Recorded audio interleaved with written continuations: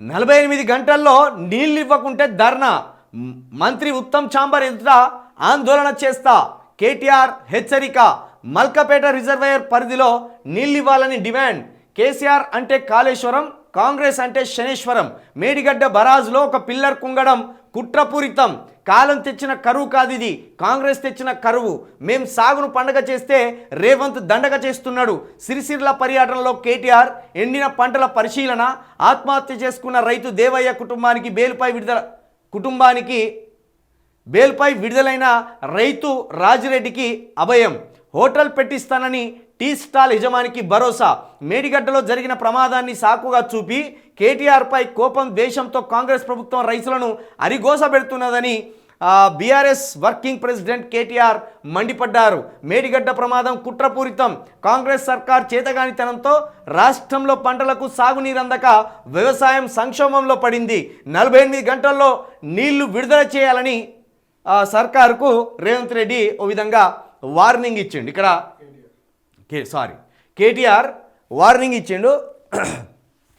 ఇక్కడ కవిత ఓ రకంగా ప్రజా సమస్యల పట్ల ఓ లైన్లో వెళుతున్నది, హరీష్ రావు ఓ లైన్లో వెళ్తున్నాడు, ప్రజల సమస్యల మీదనే.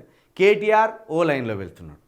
మొత్తానికి ముకుమ్మడిగా ఈ కాంగ్రెస్ ప్రభుత్వం మీద ఒత్తిడి పెట్టే ప్రయత్నం చేస్తున్నాడు. రైతులకు, అదేవిధంగా తెలంగాణ ప్రజలకు ఈ కాంగ్రెస్ పార్టీ ఇచ్చిన అన్ని హామీలను నెరవేర్చాలని ఒక ఉమ్మడి కార్యాచరణ అయితే ఈ బీఆర్ఎస్ పార్టీ చేపట్టినట్టు తెలుస్తున్నది. మొన్న జగదీశ్వర్ రెడ్డి గారు సూర్యాపేటకు పోతే పొలం ఎండబెట్టుకొని మేకలను కాస్తానులల్లా. పాపం జగదీశ్వర్ రెడ్డి గారికి ఎంత బాధ అనిపిస్తే మొన్న కంటనీరు పెట్టుకోవాలి. కంటనీరు పెట్టుకోవడంతో పాటు దండం పెడుతున్నా వద్దనే వరకు నీళ్ళు ఇచ్చినాం, రైతులుగా వద్దు సాలు అనే వరకు బీఆర్ఎస్ హయాంలో కేసీఆర్ పాలనలో మేము నీళ్ళు ఇచ్చినాము. ఒకనాడు సూర్యాపేట అంటే నల్గొండలో ఉన్న కొన్ని ప్రాంతాలు ఫ్యాక్షన్కు పుట్టినిల్లు. పార్టీల పరంగా నర్కొని వచ్చేది, కక్షల పరంగా నర్కొని వచ్చేది. నల్గొండ, ముఖ్యంగా తెలంగాణ ప్రాంతంలో నల్గొండ, అక్కడ పంటలు పండక పొలాలు నెర్రలు వాసి ఉండేది, బీడు భూములు ఉండేది. అట్లాంటి వాటికి మేము సస్యశ్యామలం చేసి నీళ్ళు ఇస్తే కేసీఆర్ మీద కోపంతో, బీఆర్ఎస్ నాయకుల మీద కోపంతో మీరు పంటలు ఎండి పెడతానని 2 చేతులు ఎత్తి దండం పెట్టి చిన్న పిల్లగాడిలాగా ఏడ్చిండు. ఒక లీడరుకు తన ప్రాంతం మీద ఎంత ప్రేమ ఉంటే అట్లా కన్నీళ్లు పెట్టుకోవాలి.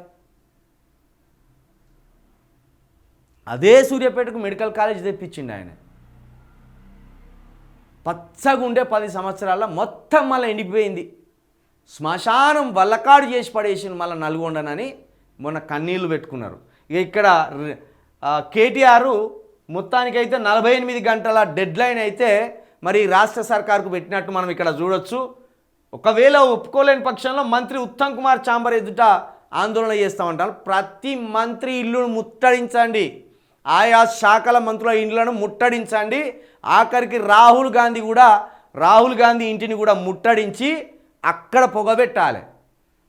ఇక్కడ చూడు, జైల్లో పడ్డ రైతును బెయిల్ ఇప్పించిండు. ఇక కేటీఆర్ మీద కోపంతో టీ స్టాల్ మూసేయిస్తే మళ్ళా టీ స్టాల్ యజమానికి నేను ఖచ్చితంగా పెట్టిస్తానని ఒక భరోసా కూడా ఇక్కడ కల్పించడం జరిగింది కేటీఆర్.